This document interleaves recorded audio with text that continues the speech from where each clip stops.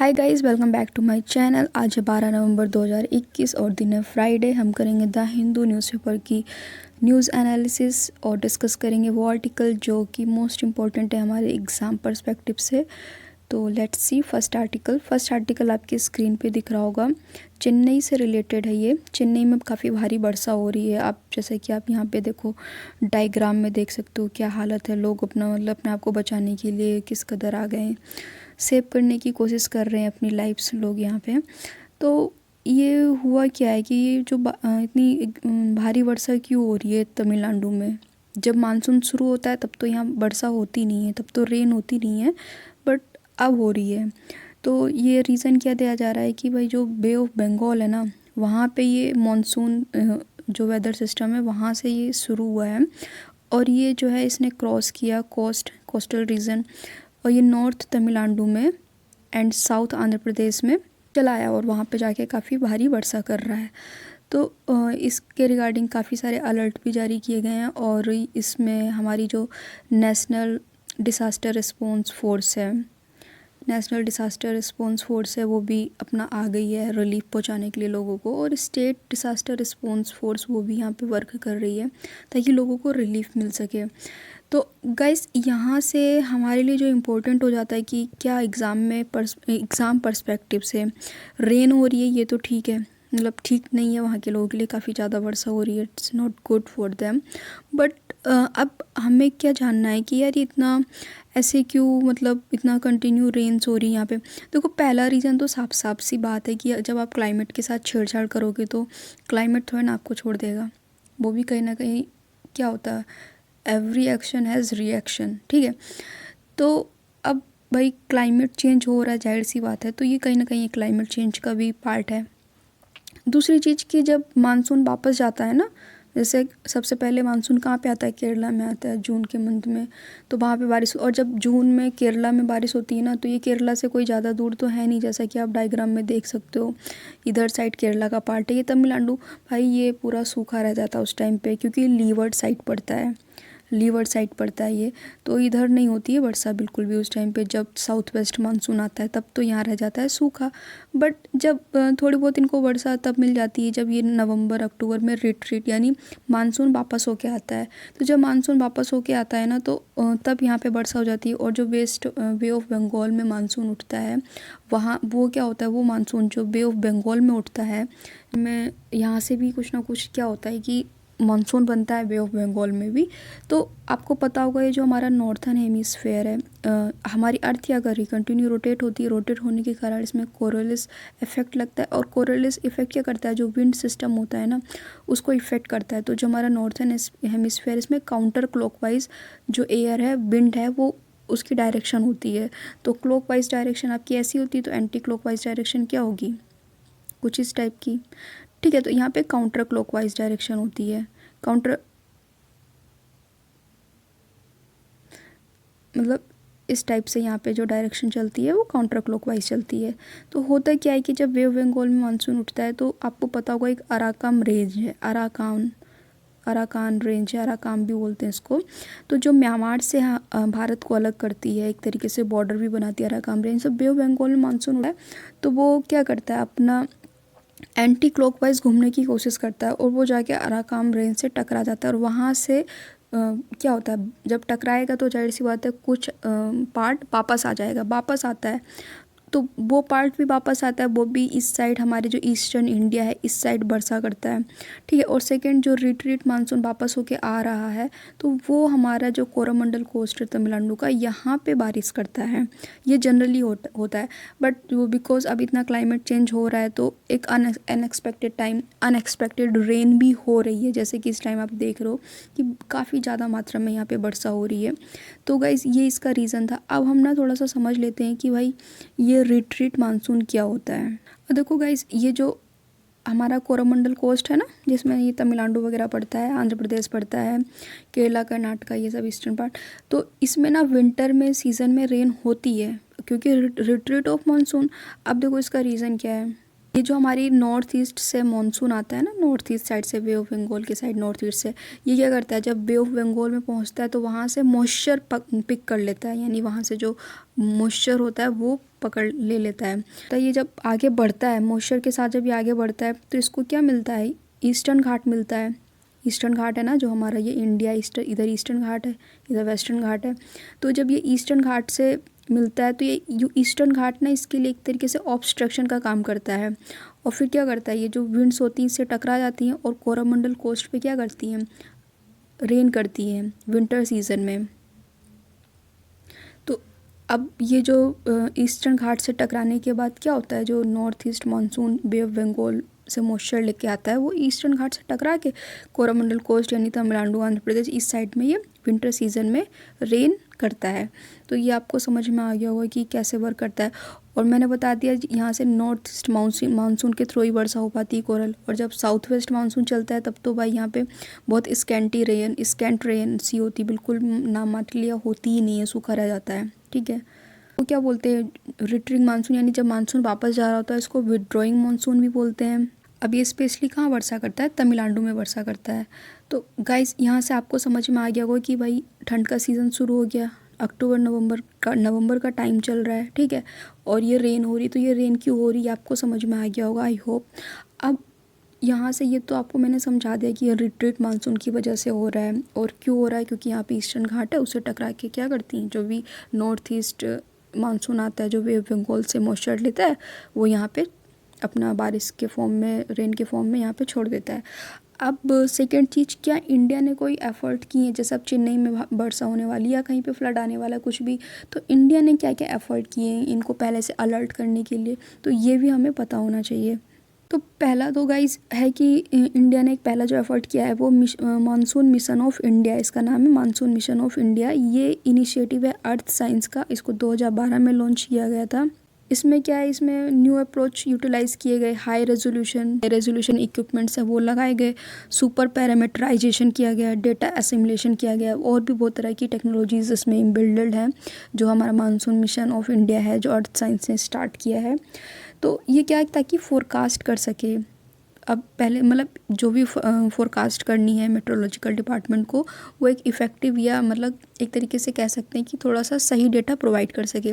तो इस तरफ एक ये मिशन था। इसका ऑब्जेक्टिव क्या था, जो अभी हमने पढ़ा, इसका ऑब्जेक्टिव क्या था कि जो भी सीजनल या इंट्रा सीजनल मानसून होता है उसका फोरकास्ट कर सकें और इम्प्रूव कर सकें। मीडियम रेंज फोरकास्ट जो भी फोरकास्ट कर सकते हैं उसको थोड़ा सा इम्प्रूव कर सकते हैं। सटीक, पूरा सटीक तो कोई नहीं बता सकता है, बट सटीक के लगभग तो बताया जा सकता है उसके रिगार्डिंग। और क्या गाइस, और क्या इंडिया ने एफर्ट किए हैं, एक और एफर्ट किया जो आईएमडी है ना, उसने कोलैबोरेशन किया है आईसीआर के साथ, काउंसिल ऑफ एग्रीकल्चर रिसर्च। क्या करने के लिए, जो डिस्ट्रिक्ट लेवल है एग्रोमेट्रोलॉजिकल एडवाइज़र्स हैं वो क्या करेंगे, जो फार्मर्स हैं ना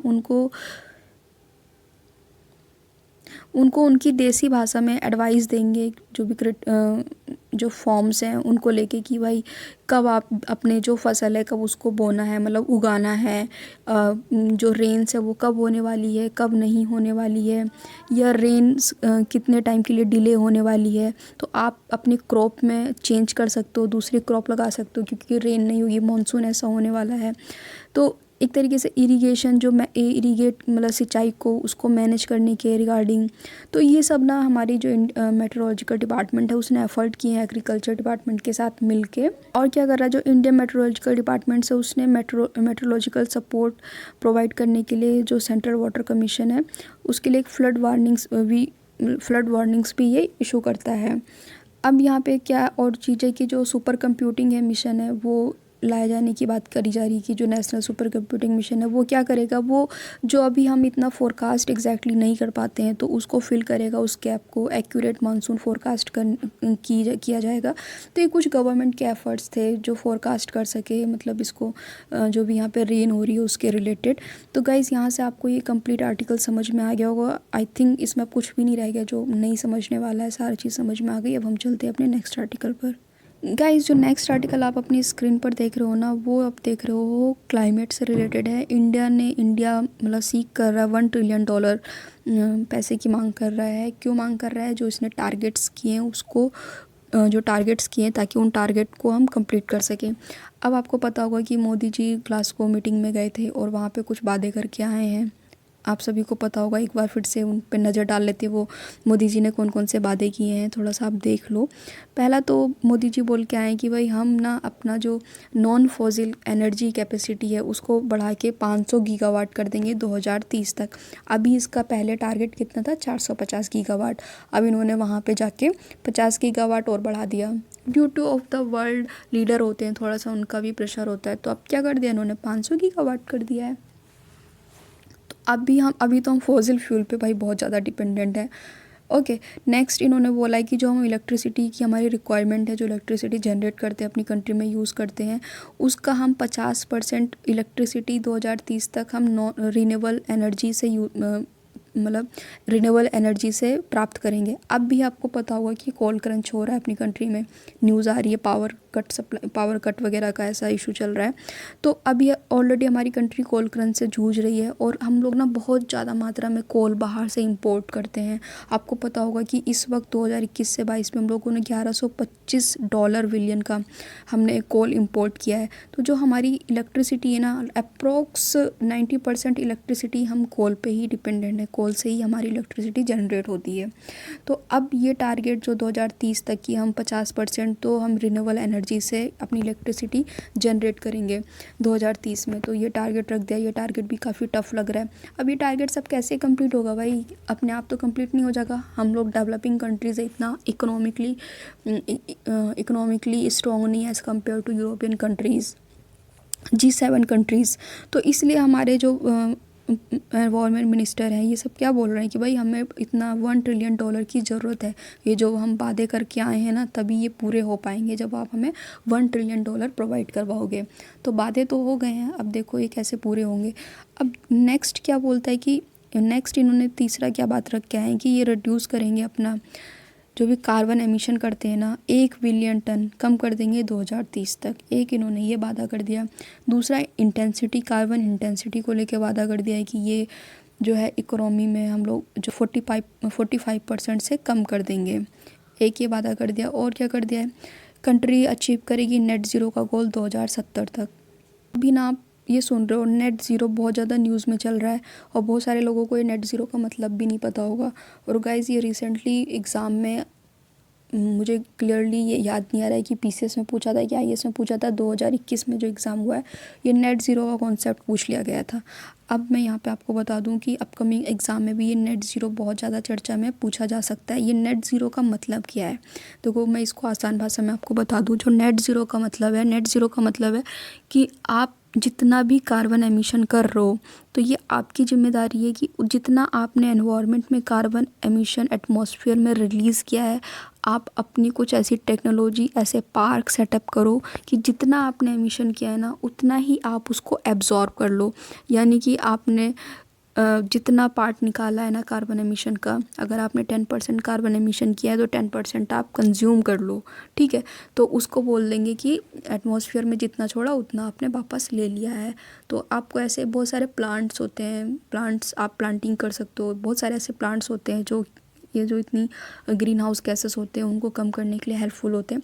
तो ये तो फ्यूचर की बात है कि आप कौन कौन सी टेक्नोलॉजीज़ लगाने वाले हो, क्योंकि अभी तो बात हो नहीं, 2070 बहुत दूर है और अभी 2030 तक तो अभी हम लोगों ने यही बोला है कि हम 2030 तक अपनी जो इलेक्ट्रिसिटी है वो रिन्यूएबल एनर्जी पे ले आएंगे। तो अभी तो हम लोग इन्हीं सब चीज़ों से अपना ये कम करने की कोशिश कर रहे हैं। बट नेट ज़ीरो पाने के लिए हमें बहुत आगे बढ़ के टेक्नोलॉजीज़ का इस्तेमाल करना होगा, उसके लिए पैसे की भी ज़रूरत होगी। तो टोटल मिला के इस आर्टिकल में यही बोला जा रहा है कि भाई हमें इतना पैसा दो। अब पैसा कहाँ से आएगा, आपको पता है कितने सारे फ़ंड बने हुए हैं, ग्रीन क्लाइमेट फ़ंड बना हुआ है और डेवलपिंग कंट्रीज से बोला गया है कि आप भाई फंडिंग करो।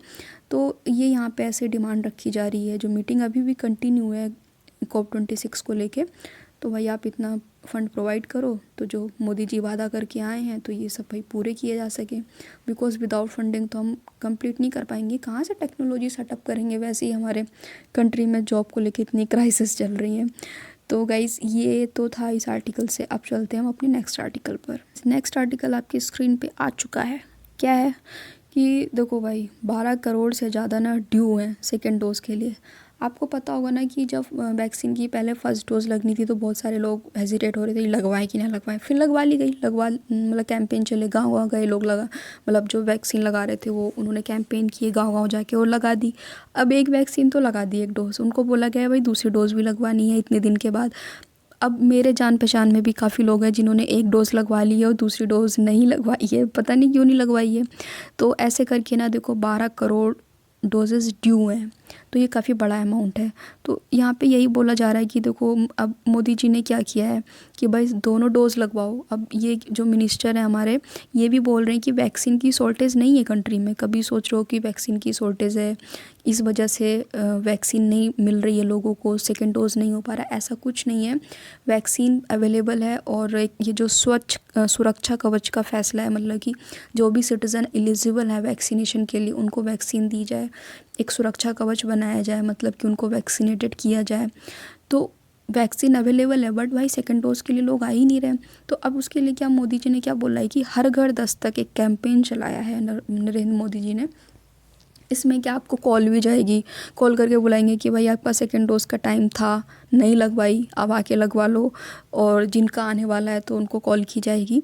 तो कहने का मतलब है कि यहाँ पे इनकी कोशिश है कि जितने लोगों ने भी फर्स्ट डोज़ लगवाई है सबको सेकंड डोज़ के थ्रू भी कवर किया जाए, सुरक्षा कवच में लाया जाए। और जिन्होंने कोई डोज़ नहीं लगवाई उनको भी मतलब उनको भी बोला जाए कि भाई आप भी लगवाओ डोजेस। तो कहने का मतलब यहाँ पे यही था कि देखो इतने सारे लोग तो ड्यू रह गए अपनी कंट्री में। तो ऐसा कुछ तो इंडिया में हाल चल रहा है। अब हम चलते हैं अपने नेक्स्ट आर्टिकल पर। नेक्स्ट आर्टिकल आपकी स्क्रीन पे आ गया है, यमुना को लेके है। तो आप सभी को पता होगा छठ पूजा चल रही थी और कल के न्यूज़ आर्टिकल में आया भी था कि कैसे लोगों ने वहाँ पे कितना जहरीला फोक था, मतलब झाग थे। ये क्या होता है, जो इंडस्ट्रीज़ हैं तो वहाँ से निकल के आता है और कितना ज़्यादा मतलब वहाँ पे लोगों के कमर तक आ रहा था वो झाग। तो इतने जहरीले झाग के बीच में जाके लोगों ने वहाँ पे पूजा की, वर्शिप की। तो ये काफ़ी मतलब एक तरीके से दयनीय दृश्य था हम सब लोगों के लिए, गवर्नमेंट के लिए भी, सभी पार्टीज़ के लिए। तो यहाँ पे क्या कर रहे हैं ना, यहाँ पे जो बीजेपी ने क्या बोला है कि भाई सारी पार्टीज़ साथ में आओ और यहाँ पे कोई पॉलिटिक्स नहीं की जाएगी इस चीज़ को लेके, यमुना क्लीनिंग को लेके। तो वो सारी पार्टीज़ ने भी कह दिया कि हाँ हम कॉर्पोरेट करेंगे इसमें आपके साथ। तो यहाँ पे क्या बेसिकली क्या किया जा रहा है कि ये जो यमुना क्लीनिंग का इमीडिएटली यमुना क्लीनिंग को स्टार्ट किया जाएगा और जो यहाँ पे जितना भी इसमें कूड़ा कचरा या जहरीला पानी छोड़ा जाता है उसको सीवेज सिस्टम के थ्रू अरेंजमेंट किया जाएगा। उसके लिए गवर्नमेंट ने यहाँ पे बोला है कि 419 करोड़ रुपए की भी हेल्प दी जाएगी। तो अब ये दिल्ली गवर्नमेंट के ऊपर है कि इसको कैसे यूज़ करना है। ट्रीटमेंट प्लांट्स लगाने पड़ेंगे तब कहीं जाके ये यमुना क्लीन होगी। बिकॉज जो कल देखने को मिला ना वो वाकई में गंदा था, बिल्कुल अच्छा चीज़ नहीं था। आप लोगों ने न्यूज़पेपर में देखा होगा किस तरह की भाई बहुत बुरी हालत हो गई है। तो अब हम चलते, देखो गाइस जो नेक्स्ट न्यूज़ आ रही है ना वो थोड़ी सी कॉमेडी, एक आप कह सकते हो कॉमेडी न्यूज़ ही है। एक कपल है, उसकी ना 40 साल पहले शादी हो गई है। अब उन्होंने ना, जैसे हमारा एक एज है कि एक 21 साल का तो लड़का होना चाहिए, 18 साल की लड़की होनी चाहिए, तब उनकी शादी मान्य होती है। यानी कि अगर आपको रजिस्टर्ड करानी है, अदरवाइज़ तो आप कम एज में भी शादी कर सकते हो। अगर लड़की कोई ऑब्जेक्शन नहीं करती है तो उसमें ना तो पुलिस या ना तो कोर्ट इंटरफेयर करेगा, ठीक है। बट जब आप उसको कोर्ट में रजिस्टर करना चाहते हो तो वहाँ पे तो भाई एक नियम लगता है ना कि 21 साल 18 साल तो होनी चाहिए। बट अब ये कपल को पता नहीं क्या प्रॉब्लम आ रही है, 40 साल तो ये साथ में रह लिए, अब ये ना बहुत दिनों से दौड़ लगा रहे हैं कि भाई हमारी शादी को रजिस्टर्ड कर दो, रजिस्टर्ड कर दो। पता नहीं क्यों रजिस्टर्ड कराना चाहते हैं। अब दिक्कत क्या आ रही कि जब इनकी शादी हुई थी ना 1981 में इनकी शादी हुई थी। अब आप इनकी एज का अंदाज़ा लगा सकते हो कि कुछ 21 साल 18 साल से कम होंगे तो कितना कम होंगे, 2-3 साल कम होंगे।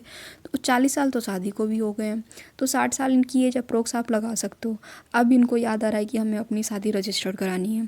तो अब ये ना जो हमारा सॉफ्टवेयर है जो भी गवर्नमेंट के पास सॉफ्टवेयर है जो रजिस्टर करता है ना, शादी जिसमें रजिस्टर्ड की जाती है, वो ना एक्नॉलेज नहीं कर रहा है इसको। क्यों नहीं कर रहा है? क्योंकि उसमें तो ऐसी सुविधा दी ही नहीं गई ना, 21 साल से कम, 18 साल से कम। अब जब इनका रजिस्ट्रेशन किया जा रहा है उसको लेके, टाइम को लेके, तो इनकी एज वहाँ पे कम आ रही है, 21 साल 18 साल से कम आ रही है, तो ये रजिस्टर्ड नहीं हो पा रहा है, सॉफ्टवेयर में प्रॉब्लम आ रही है।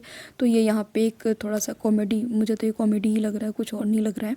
क्या ज़रूरत है भाई, 60-40 साल तो अपने निपटा लिए ना, अब रजिस्टर कराना चाहते हो। चलो अब आगे चलते हैं नेक्स्ट। गाइस, जो नेक्स्ट आर्टिकल आपको दिख रहा है वो आपको दिख रहा है कि जयराम साहब है, उन्होंने एक मूव लिया है प्रिविलेज मोशन का अगेंस्ट मिनिस्टर। तो आपको पता होगा मैं डेली आजकल क्या कर रही हूँ, जो मैं न्यूज़ एनालिसिस करती हूँ ना, इसमें कुछ टॉपिक्स होते हैं जो आप खुद से पढ़ सकते हो, ईजिली समझ सकते हो, तो मैं आपको होमवर्क में दे देती हूँ। तो आपको ना यहाँ से आज क्या करना है, आज आपको ये प्रिविलेज मोशन पता करना है कि ये क्या होता है, क्यों लाया जाता है, किसके थ्रू लाया जाता है। ठीक है, तो ये प्रिविलेज मोशन के बारे में आप A to Z पूरी जानकारी इकट्ठा करिए। और जो मेरी वीडियो वॉच कर रहे हैं, रेगुलर वॉच कर रहे हैं, या नए सब्सक्राइबर्स जुड़ रहे हैं, या न्यू व्यूअर आ रहा है, तो वो चैनल को सब्सक्राइब कर ले। और जो ये प्रिविलेज मोशन है उसको समझ में आ जाए तो वो कमेंट करके बता दे कि हाँ भाई हमने पढ़ा है और हमें समझ में आ गया है। ठीक है, तो ये आपका होमवर्क है, प्रिविलेज मोशन को आप पढ़िए। बिकॉज जब पॉलिटी से क्वेश्चंस आते हैं ना, तो यहीं से क्वेश्चंस आते हैं, यही सब पूछ लिया जाता है। अब ये न्यूज़ में भी चल रहा है तो पूछा जाना ऑब्वियसली एक बनता है, पूछा जाना। ऐसे एक बहुत अच्छी खबर है, आप सभी को पता है कि इंडिया को बहुत लूटा गया है। जब ब्रिटिशर्स राज कर रहे थे, या फिर जब मुस्लिम आक्रमण हो रहा था, गजनवी आक्रमण हुआ, तो इंडिया से ना बहुत बेशकीमती चीज़ें लेके यहाँ से बाहर चली गई है। इसमें कोहिनूर हीरा भी है। ठीक है, तो इंडिया से काफ़ी सारी चीज़ें जो हैं लूट के, या किसी ने गिफ्ट कर दी, ऐसे करके इंडिया से बाहर जा चुकी हैं। तो आप एक, ये मेरे थंबनेल में भी आपने देखा होगा, मैंने थंबनेल में भी सेट किया है, और आप यहाँ पे भी देख सकते हो, ये एक मूर्ति है। तो ये मूर्ति किसकी है, ये तो पहले आप देख लो। ये अन्नपूर्णा मूर्ति है। It is a goddess Annapurna. ये क्या हुई थी, चोरी कर दी गई, चोरी हो गई थी। कहाँ से चोरी हुई थी ये गाइस? ये चोरी हुई थी काशी विश्वनाथ टेम्पल से। जो काशी विश्वनाथ टेम्पल है वहाँ से चोरी हो गई थी, और इसको स्मगल करके कनाडा भेज दिया गया था। तो ये 100 साल पहले किया गया था। ठीक है, तब हमारे ऊपर ब्रिटिशर्स राज कर रहे थे, तब की बात है, और 18th सेंचुरी की बात है ये। तो अभी क्या किया गया है कि वहाँ की गवर्नमेंट ने क्या किया है ना, अब ये उनको याद आया, वो नींद से जागे, और अब उनको याद आया कि हाँ भैया इंडिया की कोई चीज़ हमारे पास पड़ी हुई है। और पता है ये ऐसा क्यों हो रहा है? क्योंकि आप सबको पता है कि आने वाले टाइम में एक इंडिया क्या होने वाला है, पावरफुल इकोनॉमी होने वाला है। एक तरीके से पावर शिफ्ट भी, अभी तक क्या थी, जो पावर थी वो किधर साइड थी, यूरोपियन कंट्रीज़ और अमेरिकन कॉन्टिनेंट की तरफ थी। अब कहीं ना कहीं इंडिया भी डेवलप्ड हो रहा है। ठीक है, डेवलपिंग स्टेज में है, डेवलप्ड हो रहा है और यहाँ पे इकोनॉमी ग्रोथ के काफ़ी ज़्यादा चांसेस हैं। तो अब क्या होता है कि आपको एक जनरल सी भाषा में बताती हूँ, जब पैसा आता है तो बहुत सारे लोग जो क्या करते हैं, दोस्त बन जाते हैं।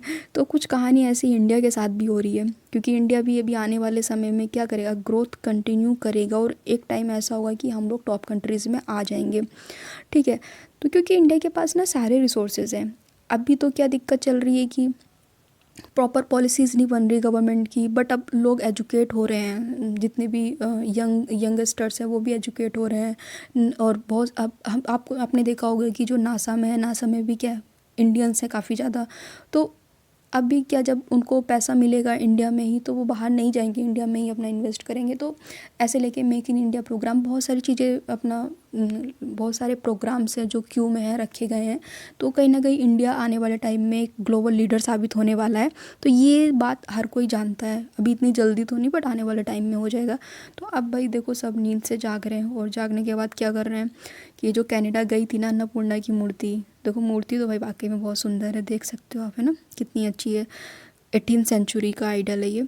तो अब ये यूपी गवर्नमेंट को ना रिटर्न कर दिया है कि भाई आपकी अमानत थी, हमारे पास थी, आप ले लो, ऐसा करके उत्तर प्रदेश की गवर्नमेंट के पास ये आ गया है। तो ये न्यूज़ किसने दी है? आर्कियोलॉजिकल सर्वे ऑफ इंडिया ने ये न्यूज़ दी है। तो ये काफ़ी अच्छी न्यूज़ है हमारे लिए। अब देखो नेक्स्ट न्यूज़ क्या, ये जी जिनपिंग बैठे हुए हैं, जिन्होंने बहुत सारे लोगों की नाक में दम कर रखा है।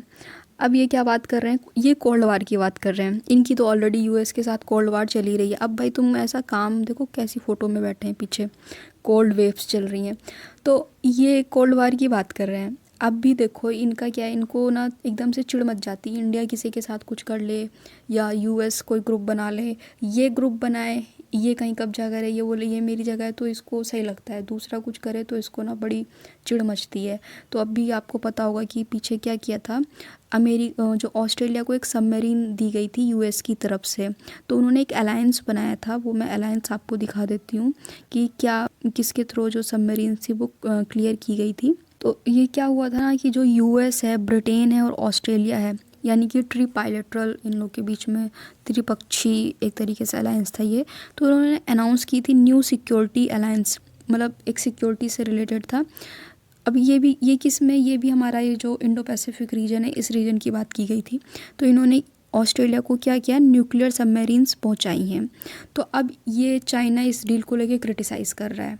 अब चाइना तो कोई ना कोई हो ना हो, चाइना ज़रूर क्रिटिसाइज़ करेगा। अब इसने पाकिस्तान को फ्री गेट्स दे दिया है तो कोई नहीं क्रिटिसाइज़ कर रहा है। इंडिया तो नहीं क्रिटिसाइज़ कर रही है, ना अदर कंट्रीज़ क्रिटिसाइज़ कर रही है, भाई तुम क्यों दे रहे हो उसको फ्री गेट्स। पहले तो वो इतना ज़्यादा को पाकिस्तान भी ना एकदम इसका क्या बोलूँ, ये जो चाइना है इसने उइगर मुस्लिम पे कितना अत्याचार कर रहा है, बट पाकिस्तान नहीं बोलता है। लेकिन जब जम्मू कश्मीर की बात आती है, इंडिया में मुस्लिम्स की बात आती है, तो क्या होता है, पाकिस्तान के कान खुल जाते हैं, खड़े हो जाते हैं, बोलने चला आता है। लेकिन चाइना को कुछ नहीं बोल सकता, जहाँ पे कि उसने कुरान को भी, जो उनकी एक धार्मिक पुस्तक है, उसको भी अपने अकॉर्डिंग चेंज करके बोलता है ऐसा पढ़ो।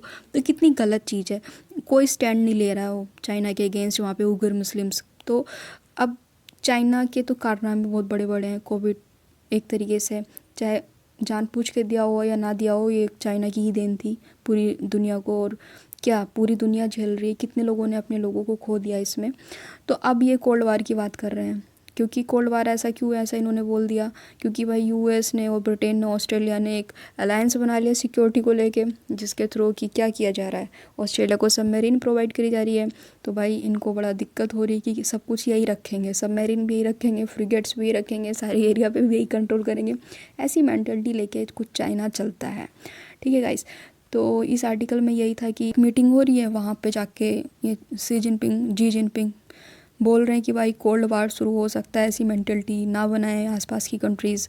तो एक तरीके से इनडायरेक्टली यूएस और ब्रिटेन ऑस्ट्रेलिया को टारगेट कर रहा है। तो यहाँ पे इतना ही था। अब हम चलते, तो ये ना वर्ल्ड पेज ही हम पढ़ रहे हैं, अपना दुनियादारी को कम मत समझो। हमें नहीं, ऐसा क्या होता है कि जैसे घर में होता है ना कि अगर तुमने ये काम किया ना तो हम ये कर देंगे, ऐसे थ्रेट देते हैं कि भाई ये मत करना, अगर ऐसा कर लेना तो तुम्हारी हम वोट लगा देंगे। ठीक है, तो अब देखो ना दुनिया में भी ना दुनियादारी भी बहुत तेज़ है। देखो क्या हो रहा है वर्ल्ड पेज पे, बेलारूस ने धमकी थ्रेटन दे दी है किसको, यूरोप को, कि भाई वो गैस कट कर देगा, जो गैस सप्लाई है ना उसको कट कर देगा।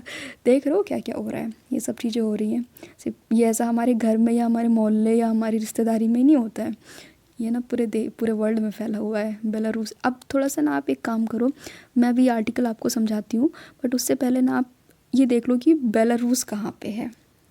देखो गाइज, ये है बेलारूस कंट्री। अब आप कंट्री को लोकेशन आप देख सकते हो।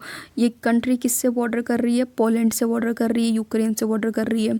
तो अभी थोड़ा सा पंगा क्या चल रहा है, पोलैंड से लेके कुछ है, पोलैंड से लेके इनका इशू चल रहा है।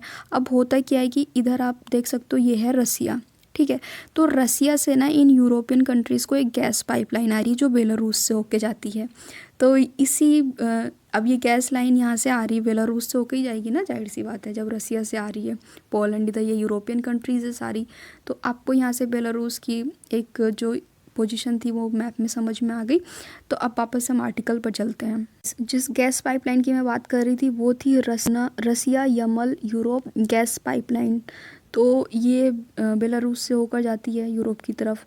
ठीक है, तो अब यहाँ पे बेलारूस का कहना है क्या है कि हम तो यूरोप के साथ बहुत अच्छे, वी आर वॉर्बिंग विद यूरोप, अच्छे रिलेशन रखते हैं, बट यूरोप हमें हमेशा थ्रेटन करता रहता है, सैंक्शन लगाता रहता है। तो यहाँ पे एक इशू चल रहा है, वेस्ट एशिया से ना कुछ माइग्रेंट्स आ रहे हैं। तो अब यहाँ पे सैंक्शन लगाया जा रहा है बेलारूस पे कि भाई जो बेलारूस है वो जो ये माइग्रेंट्स हैं उनको क्या कर रहा है, जो पोलैंड कंट्री है उधर की तरफ भेज रहा है। तो अब ये जो माइग्रेंट्स हैं ना, ये बेलारूस, ये जो माइग्रेंट्स हैं जो वेस्ट एशिया से आ रहे हैं, वो मैंने अभी आपको मैप में दिखा दिया, इधर पोलैंड पड़ता है, इधर बेलारूस पड़ता है। अब देख सकते हो वहाँ पे ठंड का सीज़न बहुत है, तो वो बेचारे यहाँ पे फंसे हुए हैं। तो ये बेलारूस को सैंक्शन कर रहे हैं रिगार्डिंग माइग्रेंट्स। तो अब ये यहाँ पे फंसे हुए हैं, ना इधर जा पा रहे हैं ना इधर जा पा रहे हैं। तो ये कुछ माइग्रेंट्स को लेके इशू चल रहा है, उसी के रिगार्डिंग जो यूरोपियन कंट्रीज़ है वो बेलारूस को ब्लेम कर रही हैं कि जो वेस्ट एशिया से माइग्रेंट्स आ रहे हैं उनको वो पोलैंड की तरफ, यूरोपियन कंट्री की तरफ भेज रहा है। तो इसकी वजह से इसको सैंक्शन लगा रहे हैं। तो बेलारूस ने कहा है कि भाई अगर अब फिर से अगर सैंक्शन लगाया, मैंने सुना सैंक्शन लगा रहे हो तुम लोग, तो मैं तुम्हारी गैस पाइपलाइन कट कर दूंगा और फिर रह जाना है, गैस पाइपलाइन नहीं मिलेगी। तो ये ऐसा बेलारूस ने भी धमकी दे दी है कि भाई अब ज़्यादा सैंक्शन वैंक्शन मत लगाओ, क्योंकि सैंक्शन लगाने से ना काफ़ी दिक्कत हो जाती है। तो ये कुछ माइग्रेंट से रिलेटेड इशू था। अब हम चलते हैं अपने नेक्स्ट टॉपिक पर। देखो गाइस, भले ही ना पाकिस्तान इंडिया में ना आया हो, जैसे इंडिया ने क्या की थी, अजीत डोभाल ने मीटिंग हेल्ड की थी ना अफ़गानिस्तान को लेके, क्राइसिस जो चल रहे थे, तो भले ही ना आया हो, लेकिन देखो इन्होंने क्या किया है ना, पाकिस्तान में एक मीटिंग इस्लामाबाद में अरेंज की थी और वहाँ पे भी ना काफ़ी कंट्रीज़ गई थी। जैसे कि मैं आपको बता दूँ कौन कौन सी कंट्रीज़ ने वहाँ पे पार्टिसिपेट किया, वो इंडिया में भी पार्टिसिपेट की थी। रसिया, अब देखो चाइना को ना इंडिया में आने का तो टाइम मिला नहीं, बोला कि मेरी मीटिंग है, फलाना है, ढिकना है, झूठा चाइना, ठीक है। तो लेकिन यहाँ पे चाइना चला गया, रसिया गया, यूएस गया, तालिबान डिप्लोमेट्स आए और इन्होंने इस्लामाबाद में मीटिंग की। हमने तो तालिबान डिप्लोमेट से को इनवाइट नहीं किया था, बट इन्होंने किया है। अब इन्होंने यहाँ पे मीटिंग की है और बोला है कि भाई अगर हम मीटिंग में क्या बोला गया है बेसिकली वो समझ लो, ज़्यादा पूरा हम यही समझ रहे हैं कि ह्यूमैनिटेरियन असिस्टेंस प्रोवाइड करो, भाई फंडिंग प्रोवाइड करो इनको, जो भी इन्होंने अब बना ली है तालिबान ने गवर्नमेंट, इनको फ़ंड दो, ह्यूमैनिटेरियन असिस्टेंस दो। नहीं तो क्या हो जाएगा, जो अफ़गानिस्तान है ना वो कोलैप्स कर जाएगी, उसकी इकोनॉमी कोलैप्स कर जाएगी। और जब इकोनॉमी कोलैप्स करेगी तो भाई जो भी लोग हैं ना वो इधर उधर माइग्रेट करके जाने लगेंगे और एक तरीके से बहुत ज़्यादा नेशनल इमरजेंसी, मतलब बुरी सिचुएशन आ जाएगी। तो ये सब ने भी मिलके वही किया काम, वही कह रहे हैं जो हमारे इंडिया में बोला जा रहा था कि भाई ह्यूमैनिटेरियन असिस्टेंट प्रोवाइड करो। बट मुझे यहाँ पे कहीं पर भी ना पूरे आर्टिकल में टेरर को लेके बात करती हुई नज़र नहीं आ रही। जैसे इंडिया ने टेरर को लेके भी बात की कि टेरर भी एक खतरा हो सकता है, ड्रग एक खतरा हो सकता है, क्योंकि अफ़गानिस्तान में तो अफ़ीम बहुत होती है। वो अफ़ीम को क्या करेंगे, India sea route, land route, हर तरीके से इंडिया अदर कंट्रीज़ में प्रोवाइड करेंगे, जो कि इंडिया के लिए बहुत खतरा है। तो अब इस चीज़ को लेके पाकिस्तान में मीटिंग तो हो गई, अफ़गानिस्तान में इकोनॉमिक कोलैप्स ना आ जाए उसके लिए भाई पाकिस्तान ने वार्न किया है। सारी मतलब कंट्रीज़ आई हैं, तालिबानी डिप्लोमेट्स आए, बात की बैठ के कि भाई इसको सुलझाओ, जो भी वहाँ पे लोग हैं उनको असिस्टेंस प्रोवाइड करो ताकि इकोनॉमिक कोलैप्स ना आए। बट यहाँ पे कहीं पे भी टेरर की बात या ड्रग की बात, स्मगलिंग की बात नहीं हुई है। देखो गाइस, पूरी दुनिया तो बात कर रही है तालिबान में ह्यूमैनिटेरियन असिस्टेंस पहुँचाने की, कि वहाँ पे कैसे करके लोगों को वहीं रोका जा सके, लोगों की हेल्प पहुँचाई जा सके। कितनी दिक्कतें आ जाती हैं मेडिकल से लेके।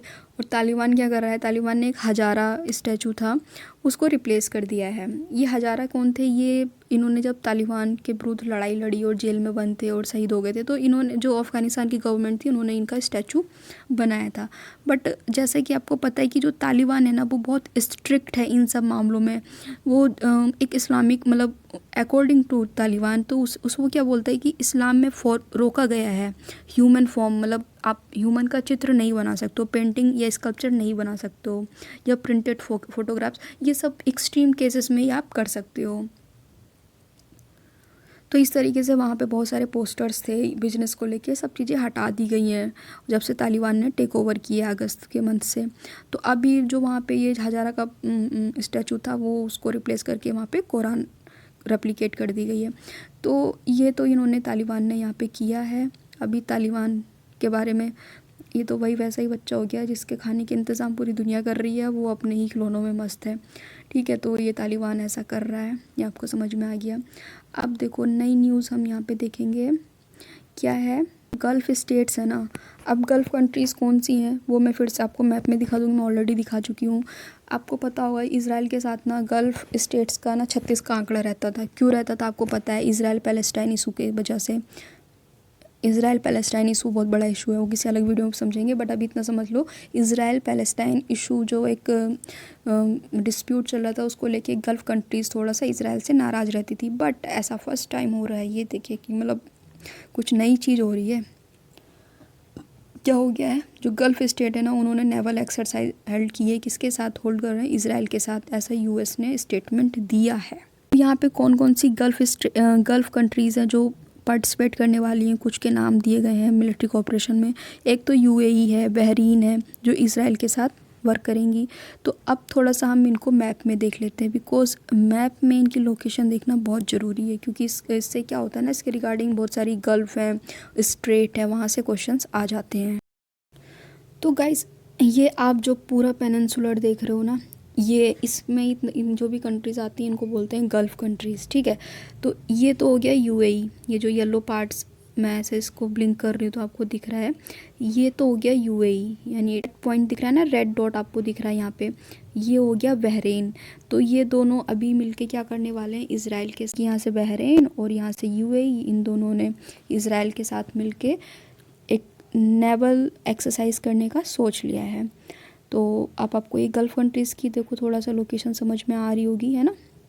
गल्फ़ ऑफ एडन है यहाँ पे, ये रेड सी है, यहाँ पे स्ट्रेट ऑफ होमरूज़ है गाइस, और ये रेड सी है, गल्फ़ ऑफ एडन है। तो ये सब आप मैप में थोड़ा देखा करो, इनको पढ़ा करो, स्टडी किया करो। अब जो हम नेक्स्ट आर्टिकल डिस्कस करेंगे वो करेंगे टॉय से रिलेटेड। ये आप देख रहे होगे कि एक स्कीम थी, production linked incentive scheme, PLI scheme जिसको बोला गया था। तो अब इसमें क्या बोला है कि इंडिया में ही मतलब क्या करें, थोड़ा सा इंडिया को एक मेक इन इंडिया की तरफ बढ़ाने के लिए जो टॉयज़ वगैरह, जैसे क्या होता है बहुत सारे टॉयज़ हमारे यहाँ कहाँ से इंपोर्ट होते थे, चाइना से इंपोर्ट होते थे ना। तो ये थोड़ा सा दूसरी कंट्री पे डिपेंडेंस कम करने के लिए एक यहाँ पे क्या किया जा रहा है कि टॉयज़ फैक्ट्रीज़ लगाई जा रही हैं और उनको एक सोशियो इकोनॉमिक सपोर्ट प्रोवाइड किया जा रहा है। जैसे कि 2 टायर सिटी हो गई, 3 टायर सिटीज़ हो गई। तो यहाँ पे क्या किया जाएगा, ये टॉयज़ का डेवलपमेंट होगा और इसको इस इंडस्ट्री को किससे लिंक्ड कर दिया गया है, प्रोडक्शन लिंक्ड इंसेंटिव स्कीम से, ताकि मतलब एक तरीके से मार्केट ओपनिंग अच्छी मिले। तो ये यहाँ से बस इतना ही था कि गाइस आज का न्यूज़ एनालिसिस हम यहीं पे एंड करते हैं। और जो एडिटोरियल्स रह गए हैं, अगर मुझे टाइम मिलेगा तो अगर इस वीडियो पे, क्योंकि मेरे वीडियोस पे ना कुछ खास ना सब्सक्राइबर्स आ रहे हैं, ना तो कोई लाइक कर रहा है, ना तो व्यूज़ आ रहे हैं, तो थोड़ा सा ना मतलब मन कम करता है बनाने का।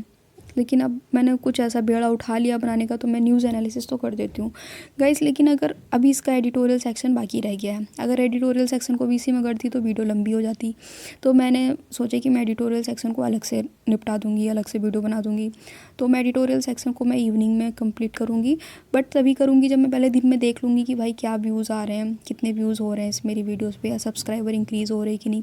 क्योंकि लोगों को मेरा पढ़ाने का तरीका भी तो पसंद आना चाहिए ना, मैं वीडियो बनाती रहूँ कोई देखे ना तो क्या मतलब है। तो गाइज़, आप अगर देख रहे हो या मेरे एफ़र्ट को सपोर्ट करना चाहते हो तो गाइज़ प्लीज़ सब्सक्राइब करो। अगर आप चैनल पे आते हो तो सब्सक्राइब किए बिना मत जाओ, it's my humble request to you guys. Okay, तो बस यहाँ से इतना ही। Thanks for watching, bye bye.